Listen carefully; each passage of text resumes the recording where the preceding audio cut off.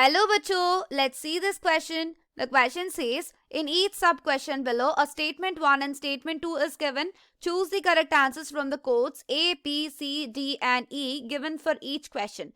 तो statement 1 का कहना है कि Rolle's law derived from Henry's law और statement 2 का कहना है कि the partial pressure is directly proportional to the mole fraction of the concerned species for ideal solution. तो चलिए पहले रोल्स लॉ और हेनरीज लॉ दोनों डिस्कस कर लेते हैं यहाँ पर.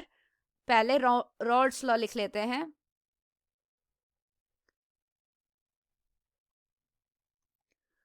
तो ये होगी इसकी formula P A is equals to P naught A into X A, that is mole fraction of A. तो यहाँ पर ये पी ए होगी पी नॉट ए और एक्स ए, इन तीनों को भी लिख लेते हैं यहाँ पर. पी नॉट ए का मतलब होगा पार्शियल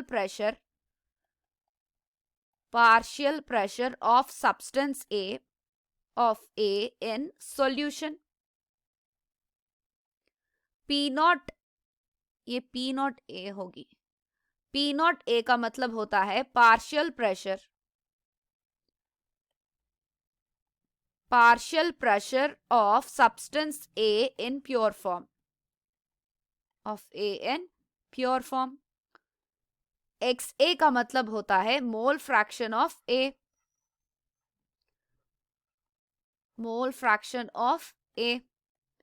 तो ये रही हमारी राउट्स लॉ. अगर हम हेनरीज लॉ को देखेंगे, हेनरीज लॉ का फॉर्मूला कुछ ऐसा रहेगा, that is P naught A is equals to K H. KH is nothing but Henry's constant. और हम इसे ऐसे भी लिख सकते हैं कि PA is equals to KH into XA. तो ये रही हमारी मोल फ्रैक्शन ऑफ A, ये रही हेनरीज कांस्टेंट, और PA is partial pressure of A in solution. तो हम कह सकते हैं कि यहाँ पर जो भी पार्शियल प्रेशर है of substance A is directly proportional to the mole fraction of A. इन दोनों में से हम कह सकते हैं, that is यहाँ से भी और यहाँ से भी. तो हम ये भी कह सकते हैं कि रॉल्स लॉ से हेनरी लॉ डिवाइड कर सकते हैं और डिराइव कर सकते हैं, और हेनरी लॉ से रॉल्स लॉ भी डिराइव कर सकते हैं. तो मतलब हेनरीज लॉ और रॉल्स लॉ दोनों डिपेंडेंट है एक दूसरे पर. तो ये वाली जो स्टेटमेंट 1 है ये करेक्ट होगी. और the partial pressure is directly proportional to the mole fraction of concern species for ideal solution. हम ये देखे थे, दैट इज डायरेक्टली प्रोपोर्शनल, तो ये स्टेटमेंट भी करेक्ट होगी.